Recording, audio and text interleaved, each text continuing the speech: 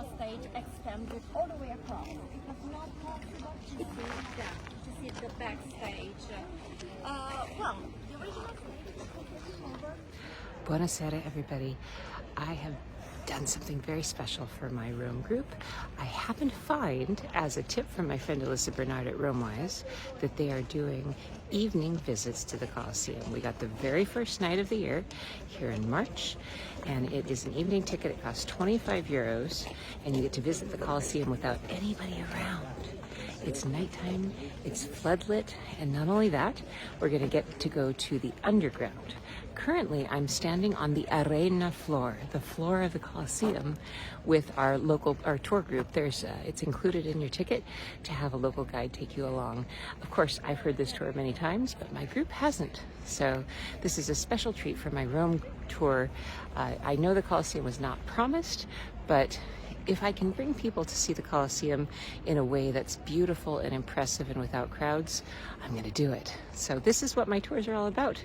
I want to do things for you guys that are different and special and not huge crowds. So come along with me and let's check out the Colosseum at night.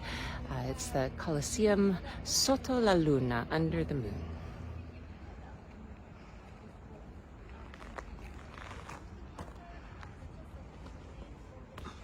This is our little group of people with our local guide, Roman guide, who is giving an explanation. And here is the reconstructed floor of the Colosseum that you might have seen from the upper floors if you've been here before. And here is where we're going to go next. Sotterranea. This is underground. So this is the area where they would have had scenery and animals and all the people working, because this floor would have had trapdoors, so they could have brought up things as they were needed for the show. So we're going to explore the underground tonight. What a special event, a special thing to do, to be able to see the Colosseum without anybody in here under the stars. We had an 8:30 entrance. It was the last entrance of the night, and it's marvelously quiet in here. Just me, my group, and a few other people.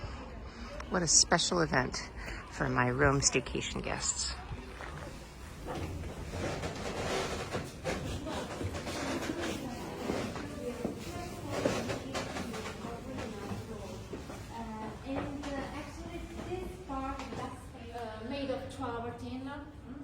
Because the Romans didn't want to waste anything, and it was very important material to create hinds, arms, weapons, and stuff, above all in the Middle Ages. Anyway, along this corridor there is a sequence. There are a sequence of flat arches. Very interesting, because actually they look like lintels. But if you look at this, for example, this one. Actually, it works just like a semicircular arch.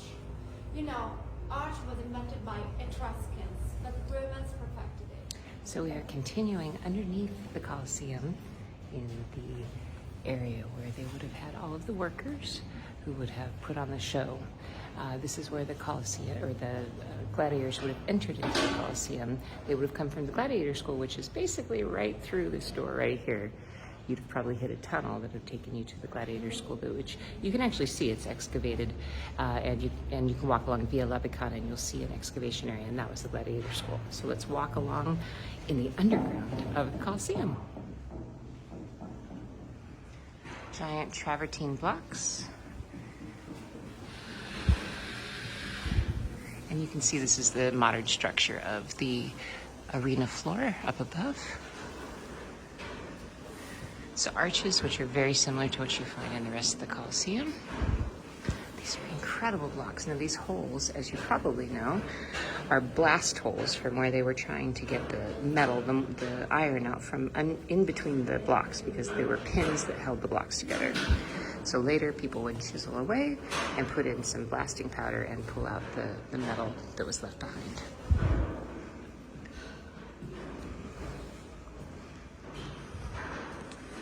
Oh, you guys, this is so cool. I'm sorry, I'm such a total dork about this stuff, but 22 years, 23 years as a tour guide in Rome, and I've never been in the underground of the Colosseum before. This is a first for me. It's very hard to get these tickets though, but not impossible as it turns out. So imagine being a gladiator walking down here and entering into the underground, getting ready to go upstairs to perform.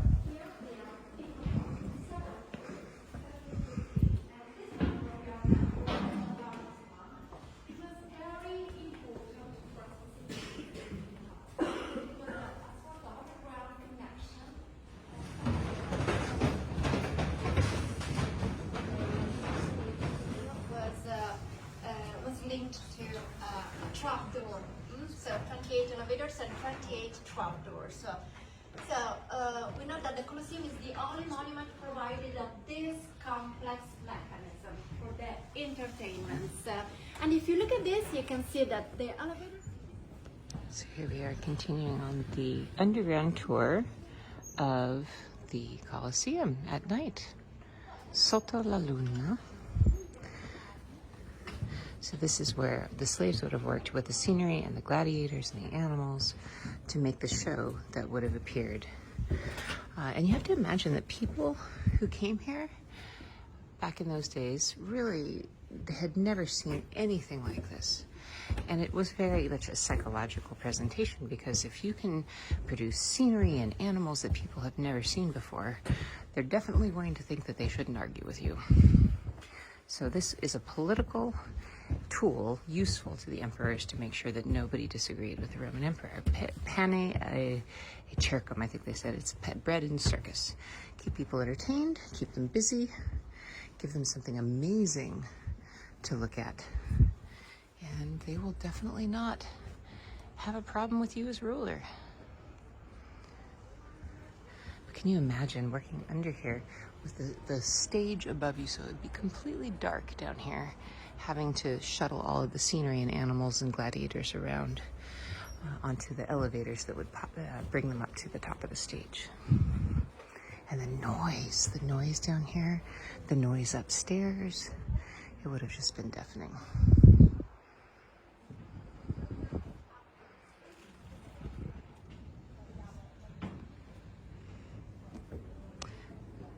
The Colosseum was built in only 8 years.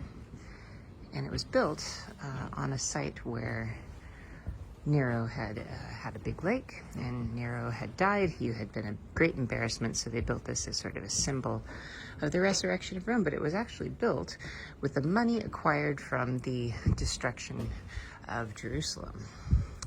So kind of a dual-purpose political statement. A lot of people think, though, that the gladiators here would die, and a lot of the explanation we just got from the guide is that there was a hospital, a lot of people died. Not necessarily. A lot of the gladiators were like professional athletes, so not always did they die. Now, the Colosseum for most people is a must. You have to come to the Colosseum if you come to Rome. Personally, I think if you come during the day, it's not great. It's so crowded, it's so loud. If you can get an after-hours visit, fantastic, because you can get a little bit more of a sense of the almost creepy quality of this place. What a great joy to be able to see this at night and underground. So now that we're done with the underground, they are walking us around the arena floor. This is a part of the arena floor that I personally have never been on. What a wonderful treat.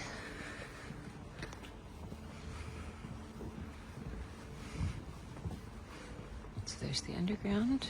Oh, they've turned off all the lights on the underground because we're the last group of the night.